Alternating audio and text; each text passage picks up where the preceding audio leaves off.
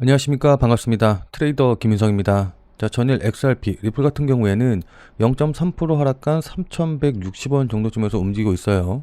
자, 그러니까 어제 제 영상 보신 분들은 아시겠지만은 이 상승세경 패턴의 하단 추세선 자리를 살짝 깨고 내려가긴 했지만 거래량이 터지지 않고 바로 회복하는 모습을 좀 보이면서 이게 휩쓸릴 가능성이 높다라고 말씀을 드렸잖아요. 그래서 여기서 다시 회복해서 현재 다시 상승세경 패턴 안으로 들어가 있기는 한데 이 상승세경 패턴의 상단 추세 자리를 이렇게 돌파하는 흐름은 만들어내지는 못하고 있어요.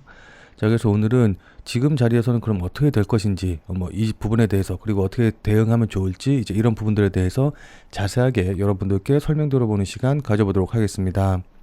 자, 일단 차트를 보면서 이제 이 부분에 대해서 말씀을 좀 드리려면은 우선 전일 어떤 이슈가 있었는지 그거부터 먼저 좀 살펴봐야겠죠.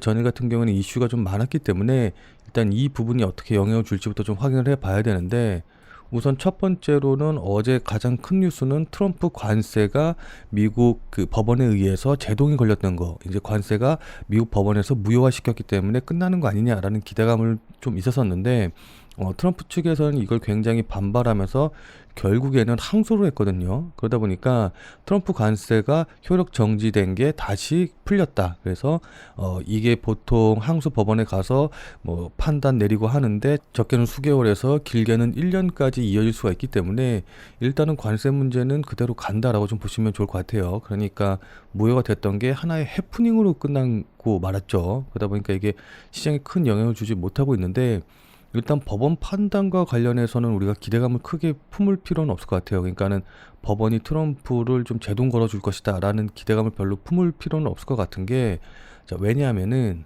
백악관에서도 이야기했듯이 관세 협상의 판결은 영향 없다, 번복 안 되면 다른 방법을 사용하면 된다 라고 이야기를 했는데, 자, 이게 무슨 말이냐라고 한다고 하면은, 만약에 이번에 대법원에서 관세 무효 판결이 확정이 된다라고 한다고 하더라도 트럼프 같은 경우에는 뭐 무역확장법 232조라던가 아니면 무역법 301조 세이프가드 조치 뭐 이제 이런 것들로 다양하게 해가지고 관세를 부과할 만한 수단들이 있거든요. 그러니까 이런 것들이 하나하나 다 어차피 뭐 법원에서 무효 판결을 내린다고 한다고 하더라도 그대로 관세를 유지할 수 있는 조치들이 있기 때문에 법원에서 어떤 결과가 나올 거라는 기대는 안 하는 게 좋을 것 같습니다. 자, 무슨 말씀인지 이해되시죠? 여기서 이제 뭐 법원과 관련된 뉴스가 나오면은 이 부분은 크게 신경 쓰실 필요가 없겠다라고 보면 좋을 것 같습니다. 오히려 저는 이렇게 법원에서 뭔가 제동을 걸고 그에 따라서 트럼프가 다른 우회적인 방법으로 해가지고 관세를 유지하려고 하면은 이런 것들이 오히려 불확실성으로 작용을 해가지고 시장에 또 혼란을 줄 수 있다라고 생각을 하거든요. 자, 그래서 어쨌든 지금 관세 협상되고 있는 부분, 이 부분이 잘 해결되는 걸 기다리는 수밖에 없겠다라고 좀 보면 좋을 것 같고, 어제 또 하나 특징적인 뉴스가 한국은행에서 기준금리를 2.5%로 0.25% 인하를 했어요. 자, 그러니까는 뭐 자산가격 상승이나 이런 것보다는 소비라던가 투자, 내수 경기를 살리는데 올인을 했다라고 좀 볼 수가 있거든요. 야, 근데 이게 왜 중요하냐라고 한다고 하면은 뭐 다들 잘 아시겠지만은 현재 한국과 미국의 기준금리 차이가 5월 7일 날 미국에서 동결을 하면서 1.75% 정도 차이가 났었거든요. 자, 근데 요번에 한국은행이 또다시 0.25% 인하를 하면서 이 금리 차이가 2%로 벌어지게 됐습니다. 자, 그러면 어떤 결과가 나올까요? 그러니까 외국인 투자자 입장에서는 한국 시장에서 뭔가 투자를 한다, 그러니까 뭐 금리 상품을 운용을 한다라고 한다고 하더라도 미국 시장이 훨씬 더 금리, 그러니까는 이자를 많이 주고 또 안정성 측면에서 놓고 본다라고 한다고 하더라도 지금 트럼프 무역 전쟁이나 뭐 이제 어떤 거 이런 거 저런 것 때문에 굉장히 좀 변동성이 커져 있는 그런 상황인데, 신흥국인 우리나라에 투자를 한다라기보다는 차라리 안정적인 미국, 그러니까 달러를 가지고서는 투자를 할 가능성이 높죠. 무슨 말씀인지 이해되시죠? 자, 그렇기 때문에 이렇게 금리 차가 벌어지게 되면은 결국 우리나라에 투자했던 외국인들이 다시 미국으로, 그러니까는 미국 쪽으로 몰릴 가능성이 있기 때문에 한국은행 입장에서는 이런 부분들도 고려를 해가지고 금리 인하를 결정을 하거든요. 자, 근데 그럼에도 불구하고, 그러니까 2%까지 차이가 벌어짐에도 불구하고 요번에 금리를 인하했다라는 거는 성장적인 측면을 중시한 것도 있긴 하지만은, 또 한편 우리가 생각할 수 있는 부분은 한국의 이창용 총재를 비롯한 한국 금융위원들이 미국이 금리 인하를 곧 할 것이다라고 예측을 했기 때문에 미리 선제적으로 내린 거다라고도 볼 수가 있는 겁니다. 무슨 말씀인지 이해되시죠? 그러니까 뭐 지금 소위 얘기 나오고 있는 게 뭐 어떤 사람들 같은 경우에는 미국이 금리를 인상할 것이다. 인하가 아니라 인상할 것이다 라는 얘기도 나오는데, 만약에 한국은행 측에서 미국이 금리를 인상할 거라고 예상을 했다라고 한다고 하면은 요번에 절대로 금리를 인하하지는 못했을 거거든요. 자, 근데 어쨌든 한국은행 측에서는 미국이 금리를 인하할 것이라고 예상을 하고 있다라고 좀 보는 게 좋을 것 같습니다. 자, 이런 사실을 뒷받침하는 게 어제 이제 미국에서 신규 실업 추정 건수가 발표가 됐는데, 이게 3개월 만에 최고점을 찍었어요. 그러니까 미국의 지금 고용 사정이 안 좋고 있다라는 걸 이제 좀 보여주는 거고, 자, 그리고 미국의 1분기 GDP가 0.2% 역성장하면서 소비 둔화, 정부 지출 감소에 기업 이익이 급감하는 모습을 좀 보여줬습니다. 자, 그러니까 미국 경기 상황도 지금 그렇게 좋은 상황은 아니다라고 볼 수가 있는 거거든요. 이렇게 되면 당연히 미국 FOMC 측에서도 금리를 인하할 가능성이 높고, 특히나 트럼프 대통령이 파월을 100억 원에 호출해서 금리 인하를 압박을 했는데, 지금 트럼프 대통령 입장에서는 뭐 관세 전쟁이다 뭐다 이렇게 막 벌이는 이유가 어떻게 보면은 금리를 인하하기 위한, 그러니까 파월이 금리를 인하하도록 압박하기 위한 수단으로서도 좀 사용이 되고 있거든요. 자, 그렇기 때문에 어쨌든 트럼프가 가장 원하는 거는 금리 인하다라고 좀 볼 수가 있습니다. 자, 그럼 도대체 트럼프는 왜 이렇게 금리 인하를 하려고 할까요? 자, 이 부분에 대해서 먼저 간단하게 좀 설명을 좀 드리면은, 자, 그러니까 여기 보시면 아시겠지만은 2025년도에 만기가 돌아와서 상환해야 되는 국채가 전체 국채의 30%가량이 되거든요. 자, 그러니까 이렇게 어마어마한 물량의 국채 만기가 돌아오기 때문에 뭐 현금을 줘서 만기 상환을 하든지 아니면은 새로 국채를 발행을 해서 차환을 해야 되는 그런 상황이거든요. 자, 근데 이걸 전부 다 상환할 수는 없으니까는 결국엔 새로 국채를 발행을 해서 차환을 해야 될 것으로 보이는데, 지금보다 더 낮은 금리에서 채권을 새로 발행을 하기 위해서 일부러 경기 침체기를 유도해서 시장 금리와 금리 인하 환경을 만들어 놓고 있는 게 아닌가라고 보고 있는 겁니다. 무슨 말씀인지 이해되시죠? 자, 이에 따라서 한 달 전만 하더라도 올해 4번의 금리 인하 확률이 3.6%밖에 되지 않았었는데, 이게 계속해서 올라와가지고 현재는 올해 4번의 금리 인하 확률이 28%로 엄청나게 상승을 했거든요.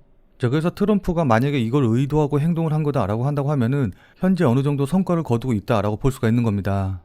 자, 그럼 어떤 분들 같은 경우에는 야, 그냥 금리 인하하라고 하면 되지 뭐하러 트럼프가 이렇게까지 하냐, 금리 인하시키려고 이렇게까지 할 필요가 있겠냐라고 이제 생각을 하실 수도 있을 텐데, 지난 2019년 그러니까 트럼프 1기 때만 한다라고 한다고 하더라도 이땐 트럼프 대통령이 직접 파월 연준 의장한테 금리 인하를 굉장히 강도 높게 압박을 했었거든요.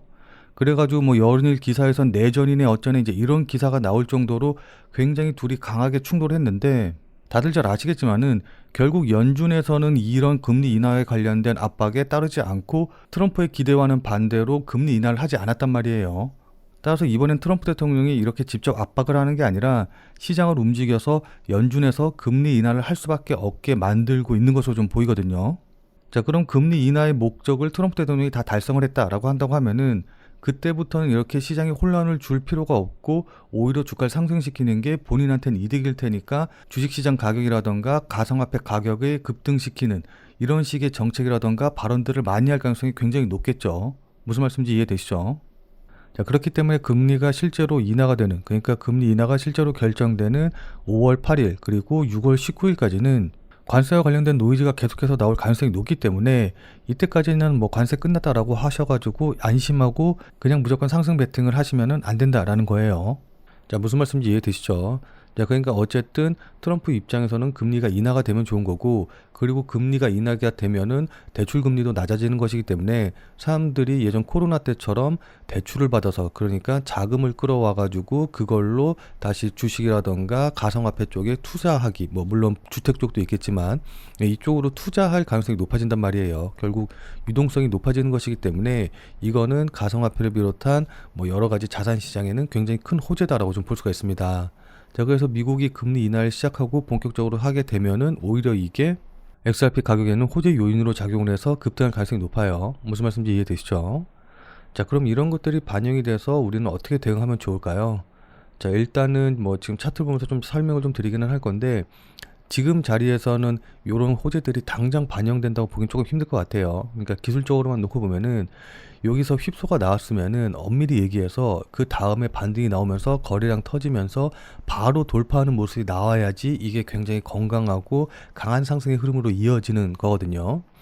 자, 근데 보시면 아시겠지만은 고점은 계속해서 낮아지고 저점도 계속해서 낮아지면서 어쨌든 이 상단 추세선, 그러니까 이 상승세기형 패턴의 상단 추세선을 돌파하지 못하고 있는 모습을 좀 보여주고 있기 때문에 이 휩소가 굉장히 약한 휩소로 끝나고 추가적으로 하락하는 이런 흐름이 나올 가능성이 높아요. 자, 그렇기 때문에 이 자리에서는 휩소가 나오기보다는 그냥 바로 내리꽂는 흐름이 나올 가능성도 높겠죠. 자, 그렇기 때문에 일단 뭐 지금 자리에서는 직전 저점 자리 3,100원 자리를 손절 가격으로 잡고서는 요거 깨고 내려가면 매도한다라는 생각을 갖고 대응을 하시는 게 좋아 보입니다.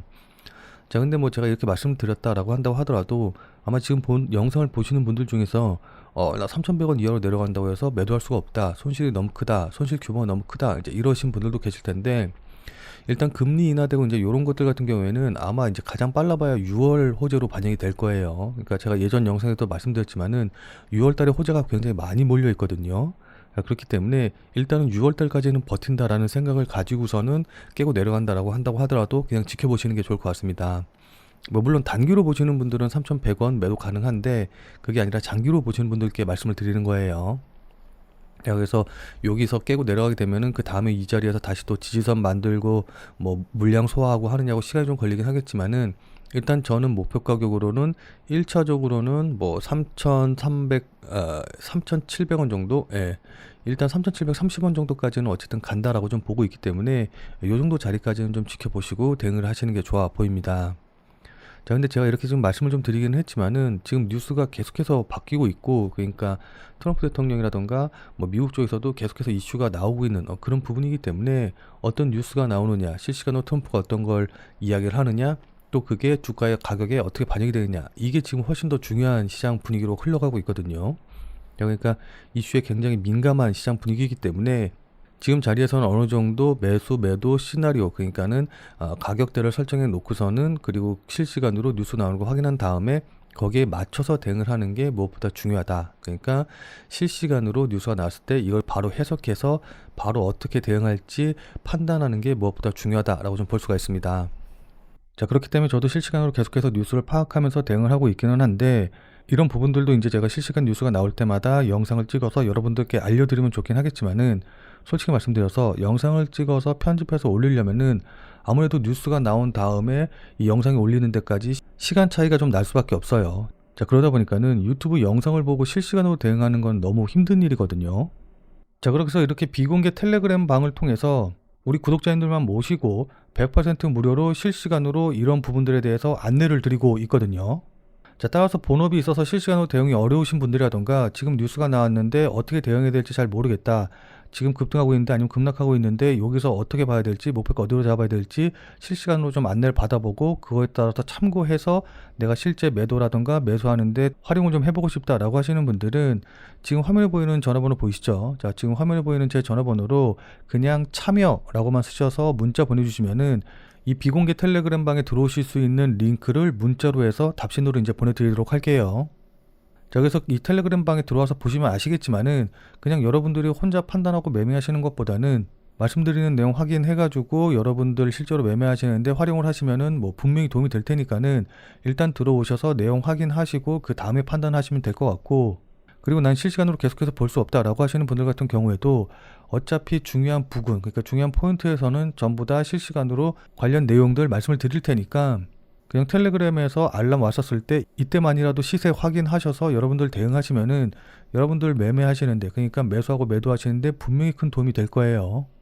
뭐 이거 같은 경우에는 당연히 100% 무료로 진행이 되니까 부담 갖지 말고 그냥 들어오시면 되는 건데, 다만 이제 들어오셔서 여러분들이 실제로 매매하시는데 도움이 됐다, 참고할 만했다라고 한다고 하면은 저는 다른 건 필요 없습니다. 그냥 지금 보시는 영상에 다시 한 번만 좀 돌아와 주셔서 구독과 좋아요 요거 한 번씩만 좀 눌러주시면은, 여러분들이 눌러주시는 이 구독과 좋아요가 제 유튜브 채널을 성장시키는데 정말 많은 도움이 되기 때문에 텔레그램 방에 들어오셔서 관련 내용 브리핑 받고 어차피 가격 전략도 다 알려드리니까 실제로 매매하시는데 활용을 하신 다음에 도움이 됐다라고 한다고 하면은 잊지 말고 구독과 좋아요 요거 한 번씩만 꼭 좀 부탁드리도록 할게요. 자, 그럼 오늘 영상은 이것에서 마무리 짓도록 하겠습니다. 자, 오늘도 영상 끝까지 시청해주신 여러분 대단히 감사드리고, 그럼 우리는 텔레그램 방에서 다시 뵙고 말씀 나누는 걸로 하죠.